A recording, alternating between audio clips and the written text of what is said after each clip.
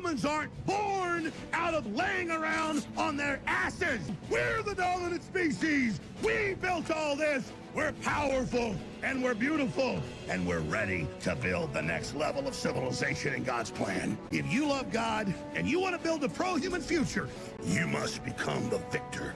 But you have to believe in yourself first. This is the truth, and everyone knows it. Well, that didn't take long, ladies and gentlemen. Rocksteady Games is pulling the plug on Suicide Squad Kill the Justice League. It is an absolute graveyard for these woke games. It is absolutely a graveyard. Oh my God. And the thing is, it's just, I sit here and I'm dumbfounded. Because it's not to say I told you so, but look, if I'm working at one of these mega companies, if I'm working in the gaming industry, and somebody comes to me and pitches an idea, and they're like, what if we make a live service game about the Suicide Squad, and the Justice League turns evil, and we get to kill him, and then the Justice League gets to die by the hands of these scrubs, and then we get Harley Quinn to kill Batman, during Kevin Conroy's last performance, or like one of his last performances. I would say, you're fired. All of you, your entire team is fired. Let's do something else. And in fact, what I would have done is I would have made it a Superman game, which is not, it's not the most brilliant idea in the world. You know, it doesn't take an absolute genius to figure that out. But if you look at the trajectory of what's been, I mean, just the amount of money, the amount of talent, the people that are going to lose their job as a result of this.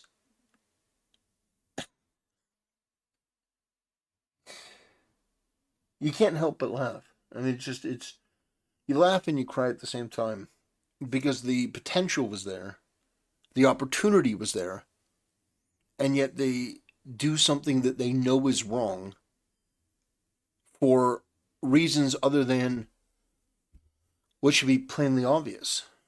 And as a result, people are going to be unemployed. They're going to be closing down this entire wing of this operation. All because a bunch of people had a lot of really bad ideas that weren't filtered through what usually is the common leadership hierarchy. When you have a bad idea, if there's strong leadership in position, they can sort of bat that bad idea down, and they can go with something more of a compromise. Like, hey, let's add in let's add in this element of this or this or this, and you'd have somebody that can navigate through that and just bat away all the bad ideas and leave you with something that is actually good and worthwhile. If you've got weak leadership and bad leadership, they just affirm all the stuff, and then you cram all the bad ideas into the game, and ultimately this is the result of what you get. And it's tragic. It's sad to see. People are going to be unemployed. The frigid waters of unemployment. It's not something that you relish to see, but for the fact that these people are awful. These people are genuinely awful people. And the way that they treat others, it's a bittersweet thing. Because on one hand, you know how they treat other people. You know that they're cruel to others. They talk down and condescend and use vulgar language and call people Nazis and all that stuff. And it's unconscionable and wrong. And so you're thinking about it from that perspective, like, good, these people should be fired. They should be unemployed. But part of you also feels sympathy because it's a human being losing their job. And I imagine that there are a lot of people that don't want anything to do with that are just working there, that are now going to face the harsh reality that is this entire project being scrapped. And anyone who was paying attention, anyone who was doing their due diligence could have stepped in to stop this. There's a myriad of bad ideas compounded on other ideas, worse ideas. Nobody thought that this was going to work. The moment that it was announced, it looked It looked like a failure formula. Live service games. Didn't you learn anything from BioWare? Anthem was one of the most stunning disappointments that I've seen in the last 20 years. Oh, that was before Concord, though. But the point is that what do you do from here? Well, you can learn a lesson, but they're not going to. They're going to double and triple down. They're going to maintain the perspective that they've always had. And that's unfortunate.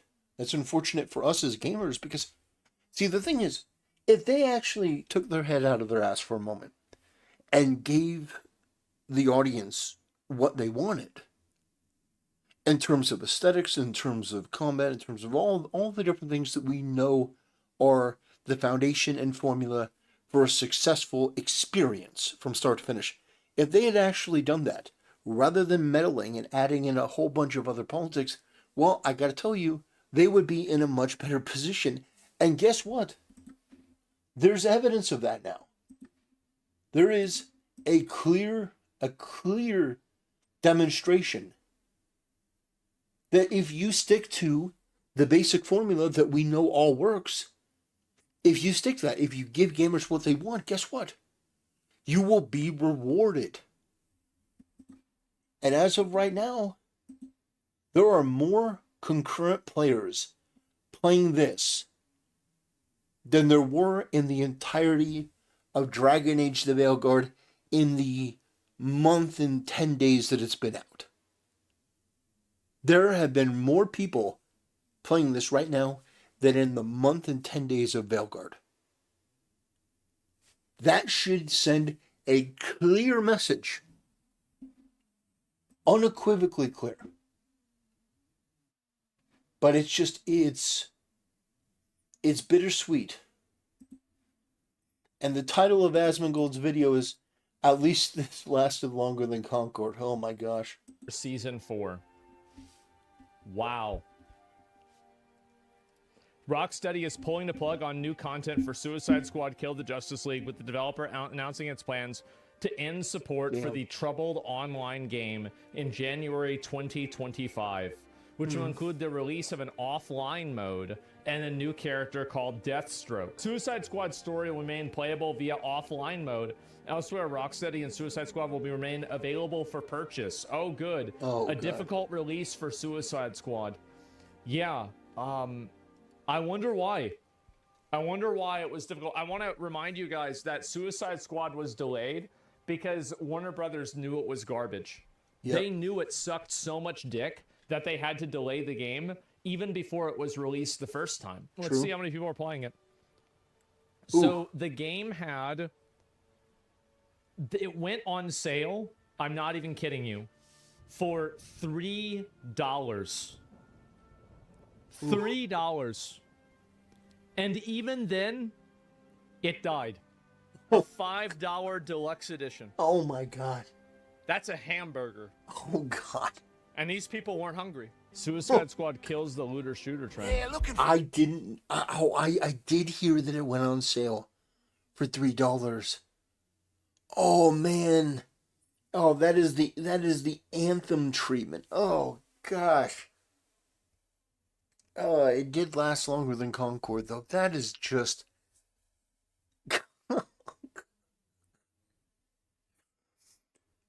You know, I do feel bad on some level. I really do. Because imagine there's like some guy that's just working there and he's a dev, he's working hard, he just wants to make it a thing. And then a bunch of just freaks come in and just ruin it.